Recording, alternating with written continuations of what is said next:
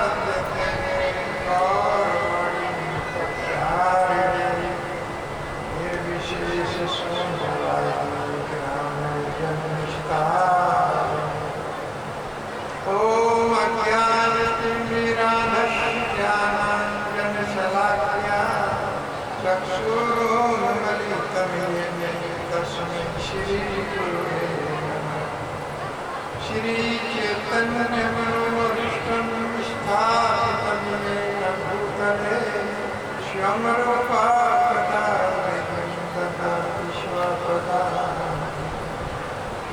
वन्देऽहं श्रीगुरु श्रीयुतपदकमलं श्रीगुरुं वैष्णवांश्च श्रीरूपं साग्रजातं सदैवनाथामतं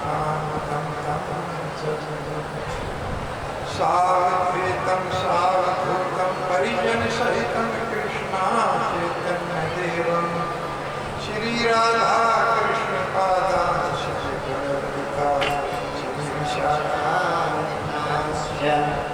हे कृष्णा करुणा सिन्धु दीनबन्धो जगत्पते गोपेश गोपिकान्त श्री राधा कान्त नमस्तुते तप्त कांचन गौरांगी श्री राधे वृंदावनेश्वरी वरस्य भानुसुते देवी परमानंदी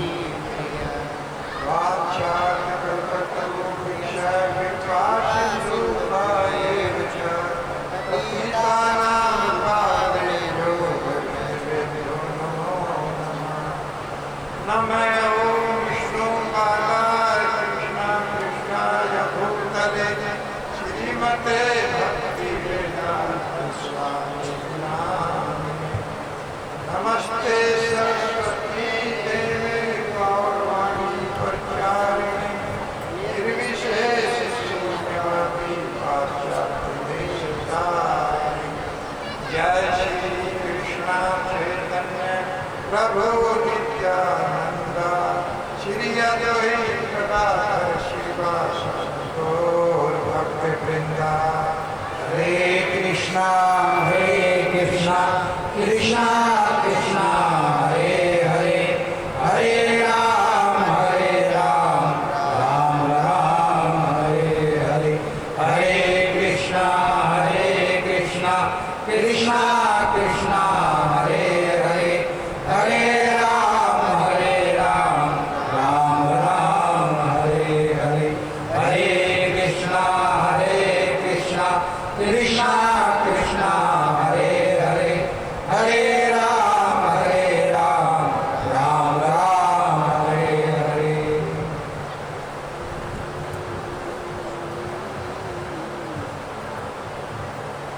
श्रीमद् भागवतम स्कंद 8 अध्याय 3 श्लोक नंबर 17। माद्रपन्न पशुपाशवीर्मोक्षणाय मुक्ताय करुणाय नमो हरियाय। समासेन सर्वतन्त्र मनसी परतीका प्रत्यगदर्शी भगवते प्रणते नमस्ते। तो श्रीमद् भागवत सप्ताह का 5वां सत्र हम लोग प्रारंभ करने जा रहे हैं। कल के सत्र में आपने श्रवण किया था कि गजेंद्र भगवान को सर्व कारण सभी का कारण बताया। नमो नमस्ते अखिल कारणाय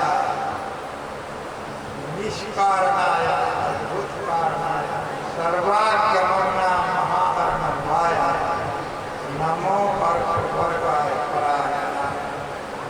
कह रहे हैं कि हे प्रभु आप सब कारणों के कारण हैं। जिस भगवान को मैं शरण लेता हूँ वही सबके आराध्य है और वही सर्वागमना महाकर्णवाय वो महासमुद्र है और वो भी आनंद का। जिस प्रकार से सभी नदियाँ समुद्र का आश्रय लेती हैं उसी तरह से समस्त जीवों का लक्ष्य एकमात्र भगवान कृष्ण है। सभी को उनकी शरण देनी चाहिए जो मुक्ति के दाता है। नमो वर्गाय और परायणाय जो बड़े बड़े देवताओं के आश्रय है वो भगवान की मैं शरण लेता हूँ वो भगवान मेरी रक्षा। तो समस्त वैदिक जो हमारे ग्रंथ हैं जो रिकमेंड करते हैं कि भगवान की भक्ति किस तरह से होती है वो सभी बताते हैं कि भगवान की शरण ग्रहण किया जाए। भगवद गीता में भी बताया गया है कि अपने मन और बुद्धि से भजन नहीं होता, ग्रंथों के अनुसार भजन होता है। 16वें अध्याय का 23वां श्लोक भगवान कहते हैं कि यह शास्त्र विधि मुत्सर्ग वर्तते कामकार नैसे सिद्धि वापनोति न सुखम न प्राप्ति। अगर कोई व्यक्ति अपने मन बुद्धि से भजन करता है उसे कभी भी लक्ष्य की प्राप्ति नहीं होती, न इस लोक में न परलोक में उसे कभी सुख प्राप्त नहीं होता। यह शास्त्र विधि उत्सर्ग तो शास्त्रों की विधि को त्याग कर अपने मन बुद्धि से भजन करता है उसको कभी भी लक्ष्य प्राप्त नहीं होता। इसलिए हमारे आचार्य लिखते हैं कि श्रुति स्मृति पुराण आदि पंचरात्र विधि बिना ध्यान देने की बात है। श्रुति जो हमारा वैदिक ग्रंथ है हमारे पुराण है पुराण आदि श्रुति स्मृति जो हमारे आचार्य ने हमको बना करके दिया। जैसे मैं बता रहा था कल की थाली सजी सजाई है लेकिन हम लोगों को खाने में ही पसीना आ जाता है। हमारे आचार्यों ने स्मृति सब कुछ लिख करके तैयार किया है और पंचरात्र विधि जो हम पूजा करते हैं वो पंचरात्र विधि कहलाई जाती है। नारद जी के द्वारा वो रिकमेंड है। इन विधियों को छोड़कर अगर कोई अन्य कोई विधि या अपने मन बुद्धि से भजन करता है या पूजा करता है तो उसे कभी लक्ष्य की प्राप्ति नहीं होती। एकांत की हरे भक्त भक्ति उत्पाद एक कल्पते, अर्थात जो कोई को छोड़ करके भजन करेगा तो समाज में उत्पाद के अलावा कुछ नहीं है। इसके अलावा कोई भी विधि समाज में उत्पाद ही मचाए। इसलिए जो रिकमेंड किया जाता है उसी के अनुसार हमें भजन करना चाहिए। आप लोगों ने देखा भी है, जो लोग जो महाराज बन के बैठ गए और अपनी विधि जिन्होंने बना लिया, जैसे राम रहीम बाबा, आसाराम बाबा, इतना वास्तव में ये लोग पॉपुलर थे, लेकिन भगवान की जगह अपनी पूजा कराते थे ये लोग, अर्थात अपने को गॉड घोषित करते थे, भगवान अपने को घोषित करते थे। लेकिन भगवान ने इनको गॉड का उल्टा कर दिया। गॉड का उल्टा क्या होता है? दो कुत्ता, जीओडी गॉड और जीओजी दो। जो अपने को इस जगत में भगवान घोषित करेगा उसको भगवान कुत्ता बना देगा। आज ये लोग जेल के अंदर देखिए, तो इस तरह से हमें कभी गॉड नहीं बनना है। हमें क्या बनना है? जीवेर स्वरूप है कृष्ण नित्यता। हम भगवान के दास हैं, हमारे स्वभाव में ये है, क्योंकि हमें कभी न कभी हम किसी की सेवा करेंगे, ये हमारे स्वभाव है। अगर हम भगवान की सेवा नहीं करेंगे तो और किसी की करेंगे।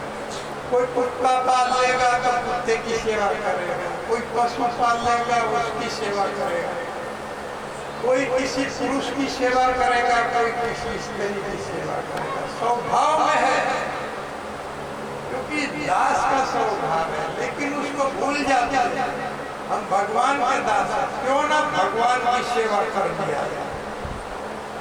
हमारे गुरु जी एक कथा सुनाया करते हैं कि एक बार एक व्यक्ति जिसको श्रेष्ठ की सेवा करने का लाभ सोच रहा था कि मैं किसी सबसे बड़े की सेवा करूं, जो सबसे बड़ा, जो सबसे शक्तिशाली।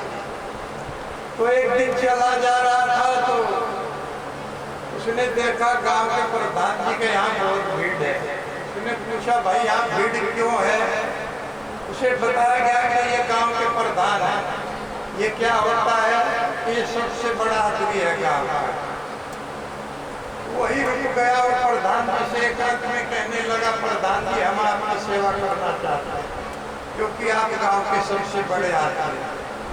प्रधान जी ने कहा, हमको तो ऐसे आदमी की आवश्यकता है, भैया सेवा करो कि कल से हम ड्यूटी पे आ जाए।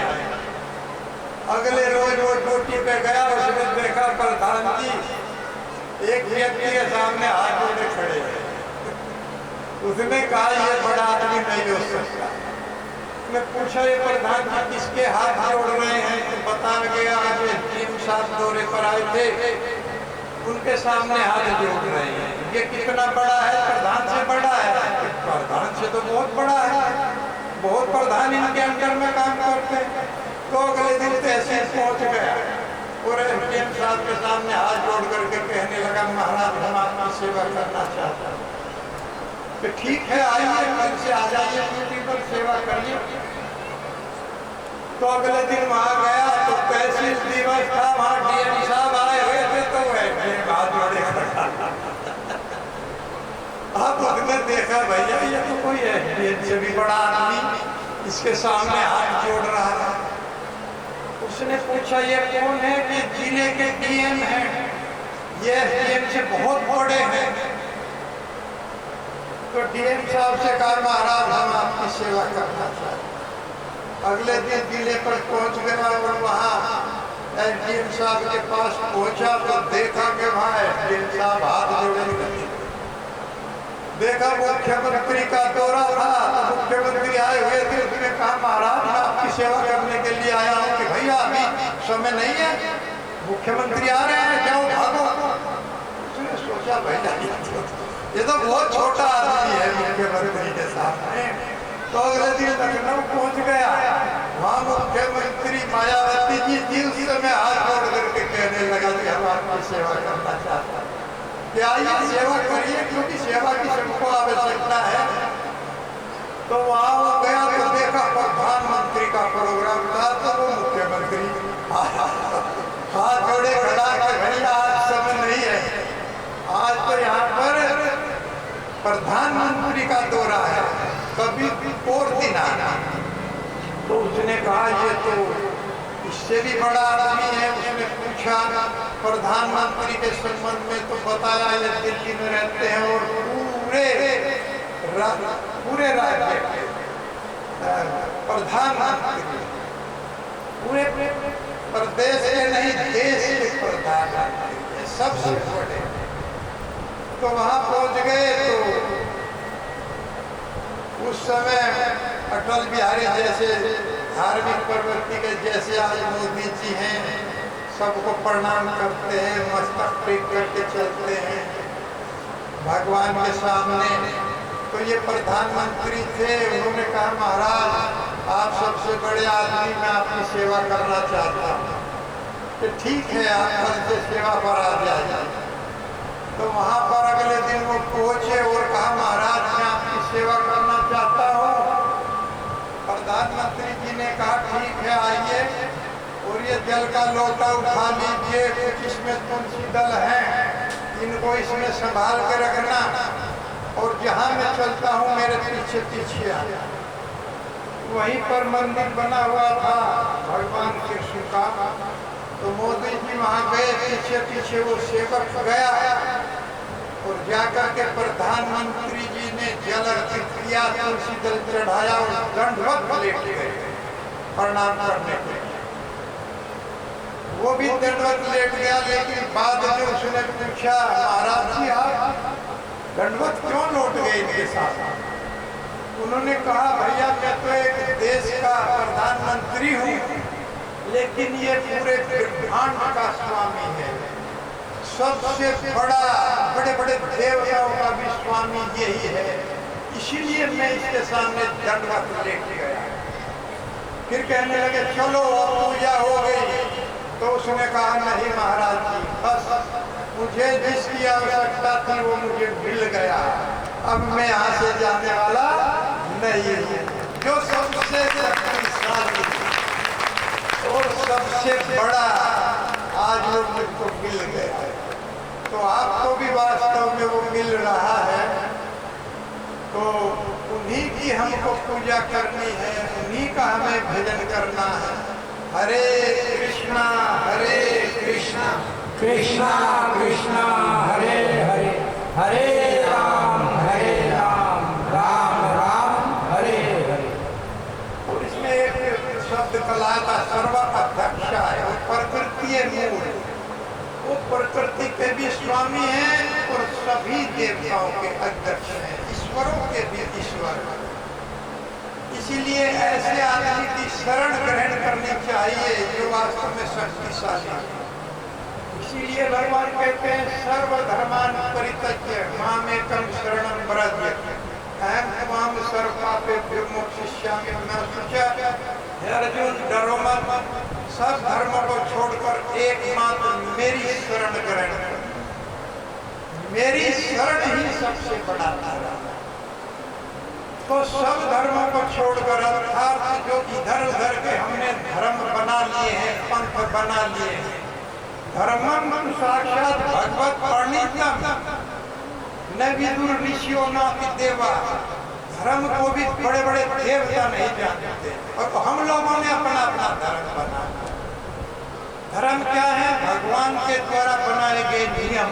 धर्मम साक्षात भगवत प्रणीतम न विदुर ऋषियों न देवा न सिद्ध मुखिया असुरा मनुष्य विद्याधर चारण दिया। बड़े बड़े चारण आदि देवता नहीं जानते, कोई मनुष्य क्या जान पाएगा कि धर्म क्या है। इसलिए भगवान के चरणों को समर्पित होना ही सबसे बड़ा हम सब के लिए धर्म है। तो अन्य सब धर्मों को छोड़ दो, केवल एकमात्र शरण मेरी ग्रहण करो। अर्जुन मैं तुम्हें समस्त पापों से मुक्त कर दूं, सारे पापों से मुक्त कर दूं। इतनी बड़ी गारंटी भगवान दे रहे हैं। भगवान जो भी कहते हैं, जो भी बोलते हैं, वही वास्तव में धर्म बन जाता है। कर्ण का और अर्जुन का जब युद्ध हो रहा था तो उस समय कर्ण का रथ जो है वो फंस गया और भगवान ने अर्जुन को कहा अभी मौका है, इसके ऊपर बाण चलाओ, इसका वध करो। तो जैसे ही अर्जुन बाण चलाने लगा तो कर्ण ने कहा हे केशव, ये कैसा अधर्म आप करवा रहे हैं, ये धर्म नहीं है। मेरा रथ जो है इस समय पहिया घसा हुआ है और अर्जुन बाण चला रहा है, इसको रोको। भगवान ने कहा नहीं, देखो कर्ण, जो भी मेरी इच्छा हो जाती है वही धर्म बन जाता है। मेरी इच्छा मात्र धर्म बन जाती है। आज मेरी इच्छा है कि तुम्हारा वध हो और यही धर्म, यही सबसे बड़ा धर्म है। हे अर्जुन, बाण चला। और अर्जुन ने उसी समय कर्ण का वध कर दिया। यह धर्म नहीं था, यही वास्तव में सबसे बड़ा धर्म है। एक कर्ण, तुम याद करो जिस समय तुमने द्रौपदी की बेइज्जती किया, हरी सभा में उसको बेचा था, उसी समय तुम्हारी मृत्यु निश्चित हो। इसलिए वास्तव में स्त्रियों का सम्मान हम लोगों को करना चाहिए। जिस घर में स्त्रियों का सम्मान होता है वो घर यहीं पर स्वर्ग बन जाता है, और जहाँ अपमान होता है वो घर नरक बन जाता है। और जिस घर में माताएं भजन करती हैं वे वैष्णवी बन जाती हैं, वही घर इस जगत में वैकुंठ बन जाता है। हरे कृष्णा कृष्णा कृष्णा हरे हरे, हरे राम राम राम हरे हरे। मातृत्व प्रपन्न पशुपास विमोक्षणाय। मैं आज भगवान की शरण ग्रहण करता हूँ, उनको नमस्कार करता हूँ जो भगवान प्रपन्न पशुपास विमोक्षणाय मुक्ति के दाता है। और मैं पशुपास, पशु के बंधन में बंधा हूँ। आज मैं पशुपास में बंधा हुआ हूँ, मैं बंधन में हूँ। वैसे भी ग्रह ने उनको पकड़ा हुआ था, लेकिन उस बंधन को नहीं कह रहे मैं तो पशु हूँ, और वो भी एक हाथी की योनि में आया। मैं इस बंधन में बंधा हुआ हूँ, क्योंकि हाथी के पास बड़ा शरीर होता है लेकिन बुद्धि बहुत छोटी है। इसलिए हे प्रभु, विमोक्षणा, मैं मुक्त होना चाहता हूँ। और मुक्ताय भूरी करुणाय नमो अलियाय। मुक्ताय, आप मुक्त हैं, आप मुझे मुक्त करा सकते हैं। मैं आपके द्वारा मुक्त होना चाहता हूँ। कोई बंधा हुआ व्यक्ति किसी को नहीं खोल सकता, लेकिन जो खुला हुआ है वो बंधन से मुक्त करा सकता। और हम लोग तो सब बंधे हुए, एक दूसरे को कहीं खोल दे तो कैसे खुलेगा। अंधा यथा अंधेर नियमानाते बद्धा। एक अंधा व्यक्ति दूसरे अंधे व्यक्ति को कैसे पार लगाएगा। अगर उसका सहारा लेकर चलेगा तो दोनों गड्ढे में। इसीलिए केवल मुक्त आत्मा जीव को मुक्त करा सकती है, बंधे हुए को खोल सकती है। और प्रभु, आप मुक्त हैं, मुक्ताए हैं। इसलिए मैं आपसे निवेदन करता हूँ, आप मेरे बंधन खोल दीजिए। भगवान सदैव ललायित रहते हैं बंधन खोलने के लिए, लेकिन हम लोग खुलवाना ही नहीं चाहते। प्रहलाद महाराज कहते हैं प्रभु, मैं तो आपकी लीलाओं में मग्न रहता हूँ, इसलिए पार हो जाऊंगा।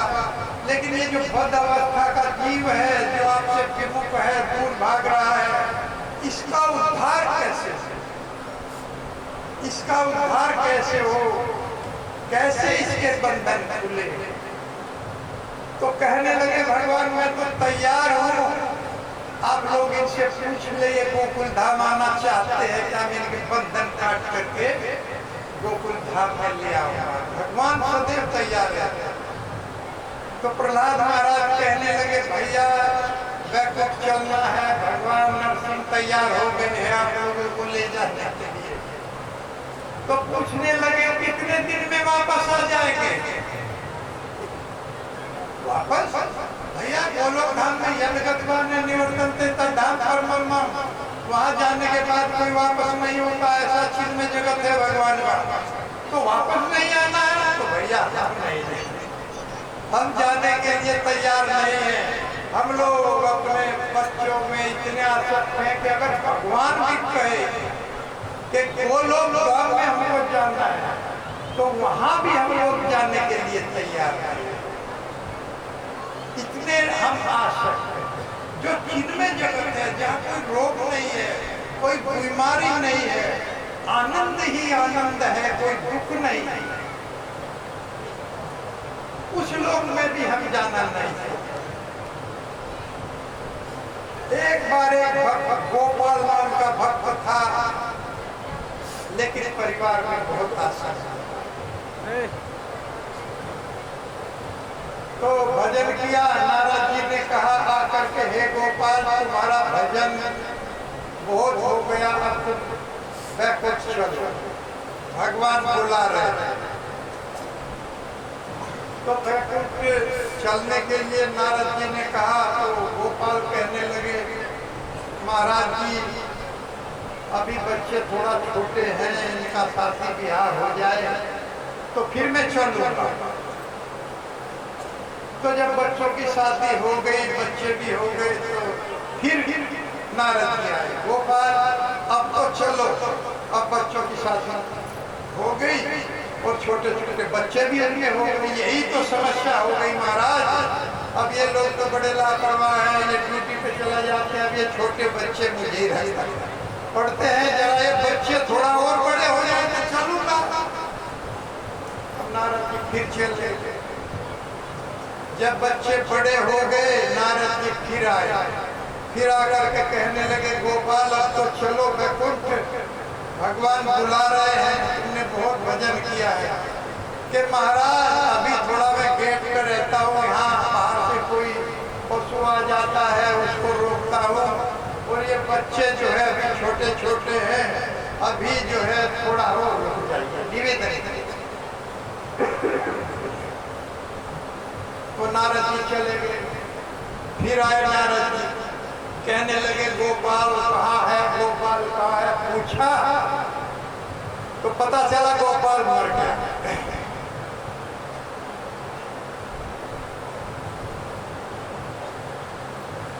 तो देखा तो एक लाल कुत्ता गेट पर बैठा था, उसी दरवाजे पर अपने घर के। कहा गोपाल सुनते वो नारद जी के चरणों में आया, चिन्मय जगत की बात थी, तो कहने लगे गोपाल अब तुम कुत्ता बन करके घर की पहरेदारी कर रहे हो, चलो बैकुंठ। कहने लगे नारद जी देखो मैं कुत्ते के रूप में घर की रखवाली कर रहा हूँ, कोई डाकू चोर आ जाता है तो मैं जगह देता हूँ, अभी थोड़ा और रुक जाओ। अब नारद जी कहने लगे ये ऐसे जाने वाला नहीं है। फिर आए, देखा खेत में सर्प बना हुआ है, पूछा हे नारद तुम सर्प की, हे गोपाल सर्प की योनि में आ गए, अब तो चलो। ये महाराज खेत में बहुत नुकसान होता है, बहुत हानि होती है, घर वाले लापरवाही करते हैं, मैं फूंक खा करके डरा देता हूँ तो खेत की रखवाली होती है, कोई हानि नहीं होती। अब नारद जी ने कहा ये ऐसे जाने वाला नहीं है, क्योंकि भजन कर लिया पूरा तो इसको तो बैकुंठ में तो मिलना ही है। तो उन्होंने कहा पोतों को देखे हुए कितने दिन हो गए? कि नारद जी बहुत दिन हो गए, पोते बच्चे हमारे खेत में नहीं आए, क्योंकि बूढ़ों का पोतों में बड़ा प्रेम होता है, बहुत आसक्त होते हैं। तो नारद जी ने कहा आप अपने पोतों को नातियों को देखना चाहते हो कि महाराज जी आपकी बड़ी कृपा होगी, दर्शन करवाना। कि ठीक है यही रहना, मैं दर्शन करवाता। और घर जाके बता दिया बच्चों से कि आपकी ट्यूबवेल में एक सर्प है। अब उनके पोतों ने बड़े बड़े लग उठा लिए, घर वालों ने भाई सर्प है ट्यूबवेल में, ट्यूबवेल कैसे चलेगी, सर्प को तो मारना पड़ेगा। और जाकर के वो खाना उठा के देख रहा था, नारद जी मेरे पोतों को ला रहे हैं, उनका दर्शन करूंगा। बड़ा खुश हो रहा था। लेकिन नारद जी लेकर के आए और बताया कि ये बैठा ट्वेल के पास, बस जो पुत्रों ने नातियों ने बजाया नट उस पर पूरी तरह से बिछा के डाल दिया, सारा का सारा पीट दिया। उसके बाद में पढ़ता पढ़ता कहता है, नारद जी अब मुझे लेकर ही जाना। हाँ चलने को तो तैयार हुए, लेकिन जब तक तुम्हारा ये फण नहीं पीटा तब तक तुम जाने के लिए तैयार नहीं थे। तो इस गृहस्थी को, इन बच्चों को, इन पत्नियों को, पतियों को छोड़ने के लिए हम बैकुंठ के लिए भी तैयार हैं, जहाँ चिन्मय जगत है। तो ऐसे स्थान के लिए आप लोग भगवान का भजन कीजिए। आप जितना भी आसक्त रहें, भगवान को चाहे फल पीट करके ले जाना पड़े, वो लोग में प्रविष्टि मिलेगी। हरे कृष्णा कृष्णा कृष्णा हरे हरे, हरे राम राम राम हरे हरे। तो भगवान कोई न कोई बहाना अपने भक्त का ढूंढ लेते हैं, वो लोग धाम में ले जाने के लिए। वो कहते हैं मैं तो तैयार हूँ, मेरी तरफ आप एक कदम बढ़ाओ, मैं 10 कदम बढ़ाने के लिए तैयार हूँ। इतने दयालु भगवान। एक बार शंकराचार्य जो निराकारवाद में विश्वास रखते थे, जा रहे थे तो भगवान का मंदिर आ गया, ऐसा ठोकर लगी और गिर गए, ठोकर लग के गिर गए। उठ करके गए, रात को स्वप्न दिखाई दिया, गोविंद स्वप्न में आए, हे मेरे भक्त, कल ने मुझे दंडवत प्रणाम जब आप कर रहे थे तो आपके पैर में चोट लग गई है, कहीं दुख तो नहीं है? प्रणाम नहीं कर रहा था, ठोकर लग के गिर गए। भगवान को प्रणाम नहीं, भगवान उसी को कहते हैं कि मुझे दंडवत प्रणाम कर रहा था। और फिर कहने लगे, भज गोविंदम भज गोविंदम मूढ़ मते, मेरी मूर्ख बुद्धि गोविंद का भजन कर, गोविंद का। तो हम सब के लिए सबसे दयालु भगवान गोविंद। तो धीरे धीरे आयु निकली जा रही है, तो बहुत कम समय हमारे पास है, ये समझना चाहिए। क्योंकि अगर 100 वर्ष भी कोई सोता है, वो 100 वर्ष भी कोई आयु पाता है, तो 50 वर्ष उसके सोने में चले। इतनी कम आयु हमारे पास है, इसलिए तुरंत भजन में लग जाना है। आधी आयु तो हम सोते ही है, रात को तो हम सोएंगे, 100 में से 50 तो सोने में चले गए, 20 बचपन में चले गए और 20 बुढ़ापे में चले गए। और कितने वर्ष बचे? 10 वर्ष हमारे पास है, और उसमें हमारे पास कितनी बड़ी बड़ी योजनाएं हैं। बच्चों के लिए ये करना है, वो करना है, वहाँ खरीदना है, वहाँ प्लॉट लेना है। इस 10 वर्ष में शादी होती है, फिर पत्नी आ जाती है। कथम प्रियया अनुकंपिताया संगम रहस्यम ऋषिराज पत्ना। और फिर पत्नी की रुचि कर लगने वाली बातों में, पति की अच्छी लगने वाली बातों में हम उलझ जाते हैं, और फिर हमारा ये 10 साल व्यर्थ में चले जाता, पूरा जीवन भजन नहीं कर पाता। प्रहलाद महाराज कहते, इसलिए जब भी होश आ जाए तभी भगवान का भजन शुरू कर देना चाहिए।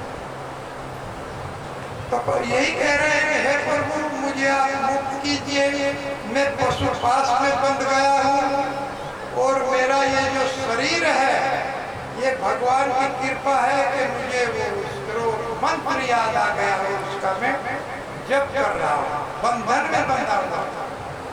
कोई भी वास्तव में भगवान बंधन में नहीं मानते। हम जो कर्म करते हैं वही कर्म हमको बांध लेते। कोशाकार की बात मानव कर्मणा छाद्मुह्यति, जिस प्रकार से रेशम को बनाने वाला कीड़ा अपने शरीर को अपने मुंह से निकलती हुई राल में बांध लेता है, पूरा बांध लेता है और फिर अंत में मुख को भी बंद कर लेता है और उसकी मृत्यु हो जाती है। इसी तरह से हम अपने कर्मों के द्वारा बंधते चले जाते हैं और अंत में उन कर्मों के द्वारा ही हम मारे जाते हैं, बच नहीं पाते। सतो रजो तमो ये तीनों हथकड़ियां हैं, सोने की, चांदी की, लोहे की, लेकिन हथकड़ियां हैं, ये बांधती रहती है। तीनों गुणों से ऊपर उठना पड़ता है। भगवान समझ लेते हैं जो उनका भजन करता है, मेरा भक्त गुणातीत बन गया है। जो 16 माला जप करेगा वो गुणातीत हो जाएगा। जिस प्रकार से देखते हैं कि हम कोई भेद नहीं मानते, भगवान का एक 16 माला कर रहा है, एक व्यक्ति एक ही माला नहीं करता, भक्त है, लेकिन हम दोनों को समान समझते, वो समान नहीं है। धरती आसमान का उनमें अंतर है, वो लगते ऐसे ही है, इसी तरह से लगते हैं। जल कमल दल पर जल की बूंद नहीं ठहरती, उसी तरह से वो जल में रहता है। भगवान का भक्त इस कलमशों के जगत में रहता है, लेकिन कलमशों से छू नहीं पाता। लगता ऐसा है कि ये भी हमारे की तरह का है, वो हमारे की तरह का नहीं रहता, इसलिए वो बंधन से मुक्त रहता है और हम लोग बंधन से युक्त रहते हैं, बंधन में बंधे रहते हैं। वो बंधन से खोलना जानता है, हम अपने आप को भी बांधते हैं। इसीलिए वो गली गली गाता रहता है, हरे कृष्णा हरे कृष्णा कृष्णा हरे हरे, हरे राम राम राम हरे। और हम इस बंधन के इतने आदी हो जाते हैं कि खुलना नहीं चाहते। एक बार एक ऊँट का व्यापारी ऊँट का बिजनेस करने के लिए जा रहा था,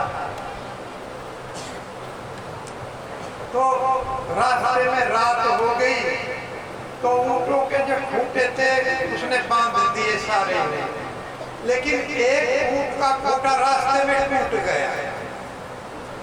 तो उसने सोचा इसको कैसे बांधा जाए। अब कोई चारा उसे दिखाई नहीं दिया, भैया इसको मैं कैसे बांधूं, इसका तो खूंटा रास्ते में ही गिर गया, कैसे इसको बांधा जाए। तो उसे एक मंदिर दिखाई दिया, वो दौड़ करके मंदिर में गया, महाराज हमारा एक जो ऊँट है वो बंधे बिना रह गया, हम उसको बांधना चाहते हैं, कोई बांधने का साधन दे दो। अब मंदिर में तो भक्त लोग खोलने का साधन तो रखते हैं, बांधने का साधन उनके पास है ही नहीं। तो महाराज कहने लगे, भैया हमारे पास तो बांधने का साधन है नहीं, हम तो खोलने का तो रखते हैं, बांधने का कोई साधन नहीं है। तो महाराज कोई युक्ति बता दो। कि हाँ युक्ति बता दो कि कैसे, कि तुम उसको झूठ मूठ सा जैसे रोज बांधते थे ऐसे ही बांध देना, बंध जाएगा। जैसे उसको रोज बांधते हो उससे ही बांध दो, भले ही रस्सा ना हो, कि महाराज बन जाएगा, कि बन जाएगा। तो उसने जैसे उसे रोज उसके गले पे हाथ लगा के आ ऐसे करके और झुक करके ऐसे ऐसे कर दिया, जैसे रोज रस्सी बांधता था। रस्सी तो थी नहीं, झूठ मूठ का बांध दिया। तो उसने देखा वो ऊँट वहीं खड़ा रहा, थोड़ी देर में वहीं बैठ गया। उसने समझा मैं बंद हो गया, जबकि खुला हुआ था लेकिन बंद हो गया। तो बंद गया, पूरी रात सो करके जब मालिक उठा तो उसने सब ऊँटों के रस्से खोल दिए, लेकिन वो तो बंधा ही नहीं था। सबके रस्से खोल करके कहा चलो, सब चल पड़े, तो वो ऊँट नहीं चला। अब उसके इधर से लाठी मारे, इधर आ जाए, इधर से मारे, अब वो चला ही नहीं। उसने कहा इसको क्या होगा, ये तो बंधा भी नहीं था, और ये क्यों नहीं चल रहा है। लेकिन वो नहीं चला तो दौड़ करके दौड़ा फिर महाराज के पास गया। महाराज वो तो चल ही नहीं रहा है जो झूठ मूठ का बांधा था। अरे मूर्ख, जैसे उसको बांधा था ऐसे ही खोल दे।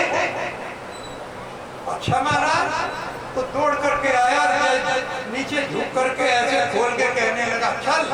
वो दौड़ के चल पड़ा, वो खुल गया। हम लोग इसी तरह से बंधे हुए हैं। ये माया बिल्कुल झूठी है, वास्तव में बंधे हुए। बनवारी रे इनका सहारा तेरा नाम रे, मुझे दुनिया वालों से क्या काम रे। बनवारी रे जीने का सहारा तेरा नाम रे, मुझे दुनिया वालों से क्या काम रे। बनवारी रे जीने का सहारा तेरा नाम रे, मुझे दुनिया वालों से क्या काम रे, मुझे दुनिया वालों से क्या काम रे। झूठी दुनिया झूठे बंधन, झूठी है ये माया। झूठी दुनिया झूठे बंधन, झूठी है ये माया। झूठी दुनिया झूठे बंधन, झूठी है ये माया। झूठे बंधन झूठी दुनिया झूठी है माया।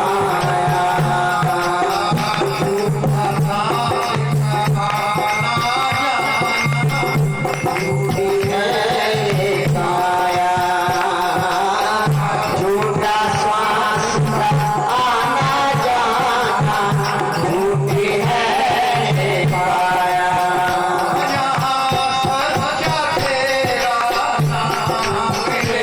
बनवारी रे जीने का सहारा तेरा नाम रे, मुझे दुनिया वालों से क्या काम रे।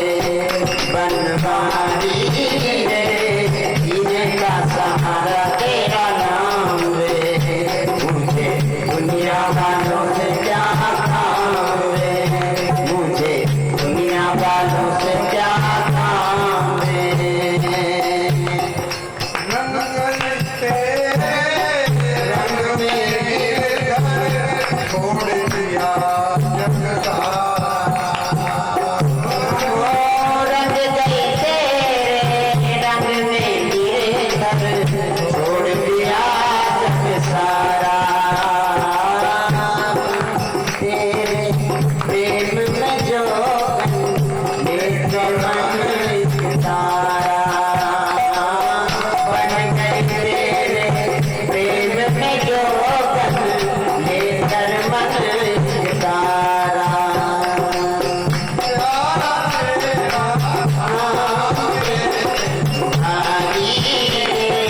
जीने का सहारा तेरा नाम रे, मुझे दुनिया वालों से क्या काम रे। बनवारी रे जीने का सहारा तेरा नाम रे, मुझे दुनिया वालों से क्या काम रे, मुझे दुनिया वालों से क्या काम रे। दर्शन तेरा जितनी पाऊं, सब चिंता मिट जाए। दर्शन तेरा जिस दिन पाऊं, सब चिंता मिट जाए। तेरा चरणों में प्रेम की ज्योत जलाए, जीवन मेरा इन चरणों में प्रेम की ज्योत जलाए। मेरी बाह पकड़ लो बनवारी रे जीने का सहारा तेरा नाम रे, मुझे दुनिया वालों से क्या काम रे, मुझे दुनिया वालों से क्या काम रे। बनवारी रे जीने का सहारा तेरा नाम रे, मुझे दुनिया वालों से क्या काम रे, मुझे दुनिया वालों से क्या काम रे। हे प्रभु, मैं पशुपास मोक्ष पशुपास पास के बंधन में बंधा हुआ हूँ, आप मुझे मुक्त कर सकते हैं क्योंकि आप मुक्ता है। और बुरी करुणा अर्थात असीम करुणा आपके हृदय में बसी हुई है। आप दयालु हैं। भगवान की कृपा का हम उदाहरण देते हैं कि कृपा सिंधु, करुणा सिंधु, क्योंकि इससे बड़ा कोई उपाय हमारे पास नहीं है। लेकिन जैसे मैं कल बता रहा था कि यहाँ किरदार करने वालों का चरित्र बहुत निकृष्ट रहता है और भगवान यहाँ जो रोल करते हैं उससे उनका चरित्र बहुत उत्कृष्ट है, उसकी कोई सीमा नहीं। लेकिन सिंधु के भी सीमा है, समुद्र के भी सीमा होती है।